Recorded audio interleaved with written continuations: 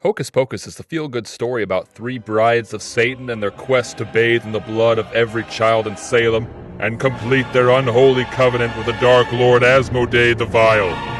Together with the fallen angels, they shall take their rightful place at the feet of the Morning Star, ready to bask in the lake of fire at the Last Judgment. And get into all kinds of kooky hijinks along the way. Our movie begins in 1693 with the Sanderson sisters, Winifred, Mary, and Sarah, when they lure Emily Binks to their hut in the middle of the woods. She's followed by her brother Zachary, What's that? Thackeray? The hell's a Thackeray? That's not his name. What? Thackeray? That's stupid. No, I'm not. I'm calling him Zachary. I'm gonna do it.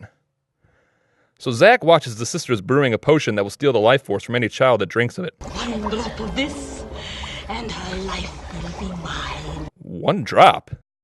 Why in the hell they brew so much?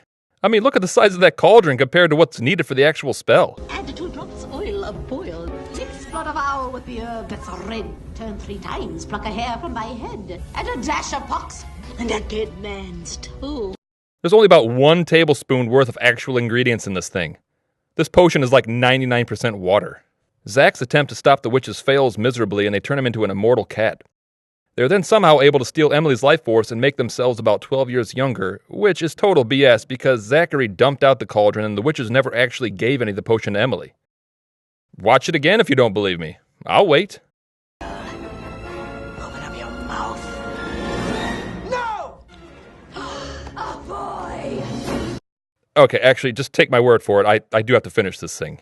Just catch up when you're done. The townsfolk arrive and hang the sisters, but not before they recite a spell that will resurrect them from the dead if a virgin does something on Halloween. The spell doesn't get into specifics and definitely never mentions a black flame candle. In present day, we meet Max and his family who have just moved from California to Salem, Massachusetts. I'm guessing the father was some sort of mob enforcer and was placed in witness protection until he can testify against the Moretti family. Every day looking over his shoulder, always wondering, is today the day they finally find me? Dear God, please forgive me for the mistakes I've made. Or, you know, he got like a new job or something. Allison, you're so soft. You just wanna... Now, Danny's too young to realize this, but it is extremely fortunate that she didn't wait any longer to jump out and scare Max, or else their innocent brother-sister dynamic was about to be irrevocably shattered. Moving across the country is a huge transition for any child, so in order to make things easier for their 10-year-old daughter Danny, the parents decide to go to a Halloween party at the town hall instead of taking her trick-or-treating. In fact, the only parents that are at this party are the ones who have children that are trick-or-treating age. All the other adults are either just handing out candy or hosting an eyes-wide-shut style orgy. Salem's just full of a bunch of deadbeats and old perverts. No thank you, Mr. Henderson. I'm not interested in a Cincinnati clam chowder. Bye. So Max and Danny meet up with Allison, and they decide to go to the Sanderson sisters' old house, which has been turned into a museum. Once inside, Max decides to light the black flame candle, which will raise the dead if lit by a virgin. And just like that, the witches appear. So in 300 years, I guarantee you that lots of teenagers have dared one another to light this candle on Halloween. But obviously they weren't all sexless losers like Max. Am I right? Huh? Anyone? No, he's saving himself. That's nice. It's sweet. I kid. With the help of Zachary Binks, who is still a cat, Max, Allison, and Danny are able to escape with a spell book. The magic that brought us back only works tonight on All Hallows Eve. When the sun comes up, we're at dusk. Then we must find the book, brew the potion, and suck the lives out of the children of Salem before sunrise. Otherwise, it's curtains. You know, that extremely vague spell sure does have a lot of provisions and bylaws attached to it.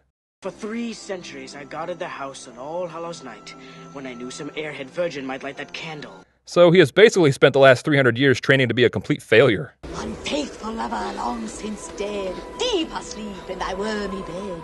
Wiggle thy toes, open thine eyes, twist thy fingers toward the sky.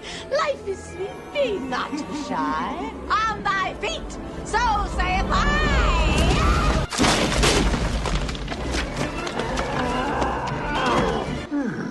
Catch those children! Get up! Once again, we have another immortality spell that requires no potions or ingredients and is like 10 words long. If the potion that they need to brew is so important, then why didn't they memorize it like they've memorized every other spell? Also, why don't you just use that immortality spell? It seems to work just fine. I broke into the old Sanderson house and I brought the witches back from the dead. You lit the black flame candle. And he's a virgin. Are you a virgin? Yeah. I put my life on the line to protect this community, and you punks pull this? Get at it. Come on, Danny. Just a bunch of kids pulling my chain. I thought I was a real cop. Okay, so this dude is not only impersonating a police officer, but he's asking an underage child about his sex life. This town, man.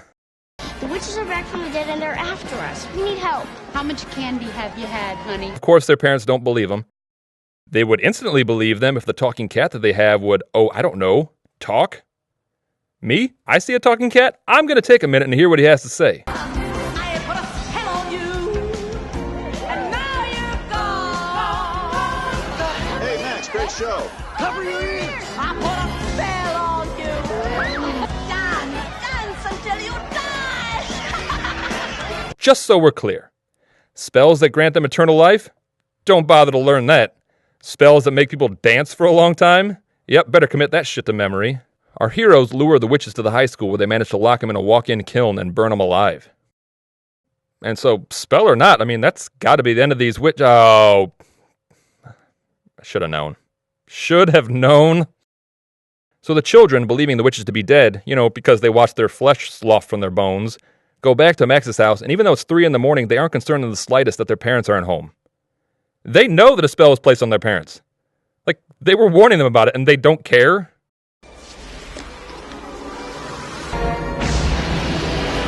They opened it. Just when our time was running out. Into the night.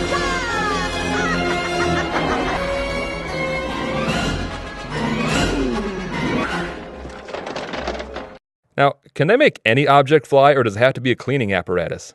I think a Roomba attached to both feet would be pretty badass. So they managed to steal the book and Danny and fly toward their house where they're able to brew another batch of potion. Now, wait a minute. The ingredients for this potion are oil of boil, a dead man's toes, newt saliva, and a dash of pox. And I think she bit off part of her tongue earlier. Does the museum just keep these things stocked for authenticity? So Max and Allison show up and steal the book again and take off to the cemetery for the climactic final battle with the witches. But it's really just a bunch of broom flying and kind of, swatting at them. That is, right until the sun comes up and the witches explode. The witches are dead and everyone lives happily ever after. That is until the sequel, Hocus Pocus 2. Oh crap, the pages were stuck together and there was another paragraph about how the witches can be resurrected if a virgin does something else on Halloween that is in no way a cheap plot device to get the principal cast back together. And oh crap, we forgot about Binks. We will have to bring him back too somehow, but that's okay because we totally planned for that. It's a bit wordy, but I like it.